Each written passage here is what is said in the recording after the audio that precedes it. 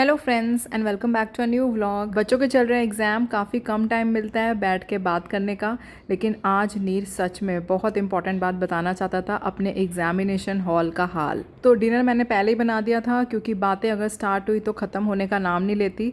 Dinner में था पीता ब्रेड, सैलेड और साथ ही में हमस। तो गाइज आज मैं आपको अपने एग्जाम हॉल का एक इंसिडेंट बताने वाला हूँ जो मैंने देखा और मतलब हुआ मेरे साथ नहीं हुआ, मतलब मैंने देखा। मेरा मैथ्स का एग्जाम था और हमारे साथ 7th ग्रेडर्स को बैठना था और 7th ग्रेडर्स का साइंस का एग्जाम था। तो मैंने अपना एग्जाम कर रहा था। मेरा एग्जाम खत्म हो गया 2 घंटे में, तो 1 घंटे बचे थे। तो कुछ करके आए हो? हाँ, तो 3 घंटे रिवीजन करी थी? अरे तो मैं बैठा हुआ था ऐसे ही, तो मेरे को ना साइड में देखा कि 2 लड़के ना चीटिंग कर रही है 7th ग्रेड की। तो पता है क्या टाइप की चीटिंग कर रही है वो?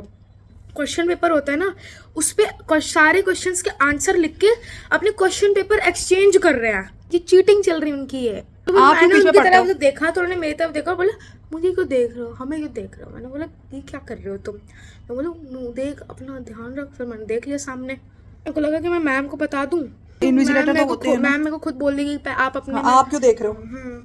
मैम बोलेंगे कि आपका ध्यान कहाँ है। लेकिन फिर अचानक से अनाउंसमेंट हुई, ऐसे ऐसे कुछ रूम नंबर था और उन्होंने बोला कि दिस रूम नंबर में चीटिंग का इंसिडेंट कॉट हुआ है, मतलब चीटिंग का इंसिडेंट। और वो रूम नंबर गेस करो किसका था? हमारा नहीं था, हमारा रूम नंबर नहीं था वो।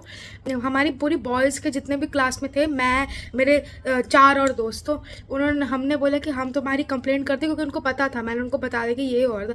तो उन्होंने बोला तुम्हारे पास अब प्रूफ होना चाहिए कि हमने चीटिंग करी है। नहीं, जाओ तुम जाके मैम को बता दो, तुम कर ही क्या सकते हो? मैम के पास कोई प्रूफ ही नहीं होगा, उल्टा तुम पे ही इल्ज़ाम लगेगा कि तुम झूठी एफवाई नहीं बना रहे हो ना।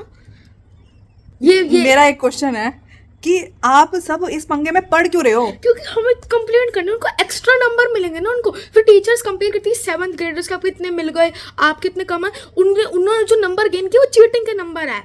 फिर उनको लगता है कि इन्होंने अपनी मेहनत से नंबर कमाया, इसलिए हम लड़ना चाहते हैं। और आप सोचोगे 7th ग्रेड के है तो क्या हुआ, तुमसे एक छोटी बड़ी क्लास वाले हैं, तुम्हारा उनसे क्या कंपेरिजन होता है? 1 घंटा वेले बैठ रहे हो, रिवीजन कर लेते। कर लिया था मैंने रिवीजन 5 मिनट में।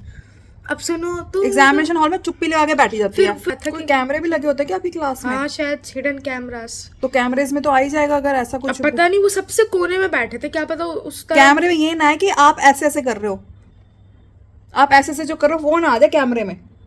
आप ही कम नहीं हो, अपने पेपर में ध्यान दो। चुपचाप बैठ जाओ। पेपर कर लिया तो हेड डाउन करके बैठ जाते थे हम। हमारा पेपर हो गया तो चुपचाप नीचे हेड डाउन करके बैठ जाओ। वो भी हम भी कर रहे नहीं, मेरे को तो नहीं लगा, आपको तो ध्यान ही सारा टाइम है। नहीं ना, हमें चुगलखोरियां वगैरह से ना दूर रह लो। हैं। जैसे ही वो बोल रही थी कि तुम मैम को बता देना, ये वो तुम्हारे पे प्रूफ होना चाहिए। एक लड़की, हाँ क्या हुआ मेरे को बताना है, मुझे बोले क्या हुआ मेरे को भी बताओ। कितनी मुझसे भी ज्यादा चुगलखोर है ये तो। भागते हुए आई वहां से, बोले हाँ क्या हुआ मेरे को भी, क्या हुआ, हाँ मेरी तो ऐसे कर रही है। दूसरों की बातों में आपको अपने पैर अड़ाने हैं, ये है आपका। ऐसा नहीं, शांति पसंद नहीं है? नहीं। जो हमें इन्विजिलेटर मैम थी, एग्जाम से पहले कोई भी चिट पेपर पे कुछ भी लिखा हो मेरे को बता दो। तो मैम ने बोला अपने पॉकेट्स चेक करो, तो मेरे पॉकेट में दो, और मेरे को कुछ तो पेपर फील हो रहा है। और फिर मैंने बाहर निकला तो रबड़ बैंड निकला मेरी पॉकेट से। बताओ रबड़ बैंड क्या कर रहा है मेरी पॉकेट में?